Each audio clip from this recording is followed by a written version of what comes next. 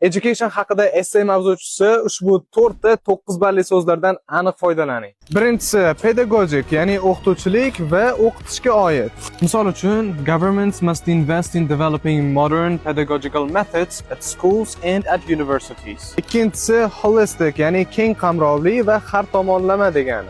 Misol uchun, our school prioritizes holistic development rather than focusing only on a few subjects. Uchinchisi cognitive, ya'ni aqliy miya faoliyati, eslab qolish va fikrlashga oid. Misol uchun, only when students go through rigorous training can they improve their cognitive skills exponentially. Va to'rtinchisi bu rigorous training, ya'ni bu kuchli va tinimsiz mehnat degani. Endi bunisiga siz o'zingiz izohlarda misol yozib qoldiring. Telegram kanalimda qanday qilib IELTS 8 olganim 8 emasmi? 8,5 edi. Juda kamtarib boryapman.